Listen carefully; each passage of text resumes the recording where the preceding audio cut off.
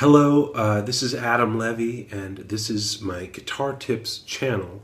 But this particular episode is not a guitar tip. It's just a little bonus thing that I'm going to do. One of my subscribers, Disto Khan, I hope I'm saying that right, asked if I would do something about rhythm, some kind of exercise about feeling time or working on rhythm.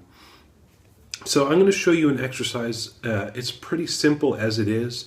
Of course, you could develop it and personalize it and make whatever you like of it. But it's a very simple idea. Here's the idea. If we have a bar of 4/4 time and we divide each quarter note in half to get 8 eighth notes, we can generate a lot of rhythmic variety by simply eliminating one of the eighth notes, either by silencing it or just letting the previous note ring over. So I'll show you what I mean. Okay, so I've got a metronome going. This is 70 beats per minute. So this is a D chord, nothing fancy here. If we were to just play steady eighth notes, this is what that would sound like. 1, 2, 3, 4. And you could continue that for as long as you like. So if we take those 8 eighth notes and one at a time see what it sounds like and feels like to eliminate one, these are the 8 possible permutations. So I'll leave out the first eighth note. 1, 2, 3, 4.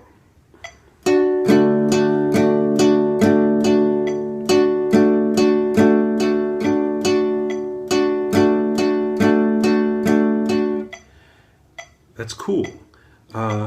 It's just a slight variation. It's not, okay, hold on. It's not all that different from this. But just by leaving that little hole in the first eighth note, it breathes a little bit more.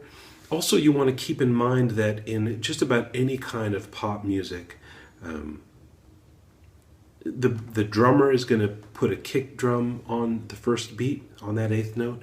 The bass player is going to be playing. Lots of other people are going to, depending on the size of your band, lots of other people or 1 or 2 other people are going to be playing something right there. So it's almost like, more special or more interesting anyway to not play there. If you ever watch footage of Charlie Watts, he's the drummer from the Rolling Stones, the typical drum beat where you play steady eighth notes on the hi-hat and a snare drum on beats 2 and 4. Whenever he hits the snare drum, he actually doesn't play the hi-hat. So he's going. So he's opening up a hole there for something else to happen. And that's what we can do when we eliminate something from our steady eighth note. So now I'm going to eliminate the second one. 2, 3, 4.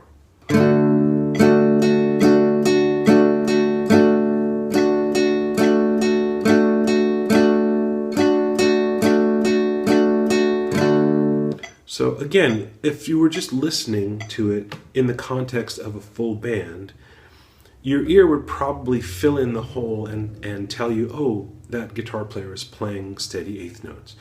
And yet there's just a little breath in there that helps it. And I won't do all 8 of them, but I'll do a couple more. We're going to now eliminate the third eighth note. 1, 2, 3, 4. So if you're counting, that's 1 and 2 and 3 and 4 and 1 and 2 and 3 and 4 and 1 and 2 and 3 and 4. And if we eliminate the next eighth note, that sounds like this. 1 and 2 and 3 and 1 and 2, 3 and 4. And then the next one would be 1 and 2 and 3 and 4 and 1 and 2 and 3 and 4. So, like that. Now, these are just 1-bar patterns. You could make this a lot more interesting and well, I'll leave it at that. Interesting it is. To take any two of those and create a 2-bar phrase. So if you left out the third eighth note in one bar and the fifth eighth note in the second bar and went back and forth, that's going to create a more complex pattern. There you go. That's a good word, complex. Now, of course, strumming isn't the only way that this could work. This could work in arpeggios. So I'll give us a break from D, move on to C. So this is a C chord. I'm going to just use all of these fingers to finger pick, one per string. And if we did steady eighth notes, and we would get something like this. And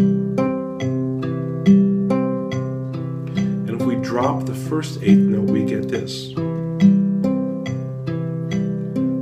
and 2 and 3 and 4 and 1 and 2 and 3 and 4 and 1 and 2. And then if we dropped, say, the fifth eighth note, so that lands on beat 3 if you're counting 1 and 2 and 3 and 4. So 1 and 2 and 3 and 4 and 1 and 2 and 3. Again, it's not that different, but it just adds a little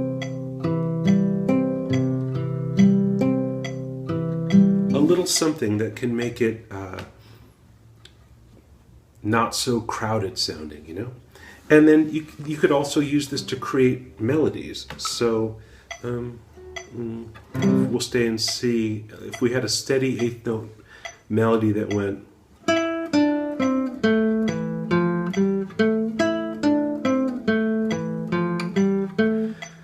you could turn that into a bunch of different melodies just by leaving notes out. So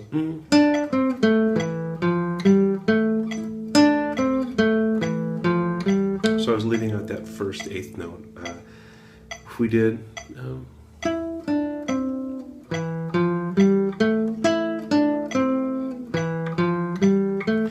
and if that still seems too crowded, you could poke out 2 holes or poke out 3 holes. But this is a way of thinking about rhythm that I have found helpful for generating rhythm guitar parts, whether they're strummed or arpeggiated or single note melodies. You know, listen to what's going on around you, listen to where the holes are, and then try and create a part that fills in the holes that are already there. Or if you're going to be overdubbing 2 guitar parts, sometimes that happens. You show up at a session and they want you to play one part and then another.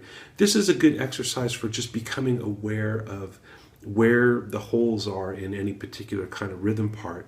And then you could try and do something that opposes that. So if you find one of these that you like, record a few minutes of the pattern over and over, and then see if you can come up and then record it, rewind, play it back, and see if you can find another part that fits together with that. Maybe that means the first part you might poke more than one hole in the eighth note stream, and make it a little more, even more spacious than any of the stuff that we've done so far. And then find something that complements it, so there's a little bit of a conversation going back and forth. Everything I've done, because I'm holding this folky acoustic guitar, has been a little bit in the folky acoustic vein, but this would hold true of really any kind of pop music that you're talking about, where there's 2 guitars, or guitar and drums, or guitar and keys, or guitar and bass, or guitar and voice, or guitar and flugelhorn, whatever it is. Remember that you don't have to be responsible for all of the rhythm all of the time. In fact, it's a lot more swinging and flowing if you're not. So that's all. This is my bonus non-guitar tip video for this week. I'm sure I'll post another one soon. Thanks to DistoCon for asking me to do something on rhythm. I appreciate that. Please subscribe, tell your friends, tell your ma, tell your pa, take good care, and stay tuned. Thanks a lot.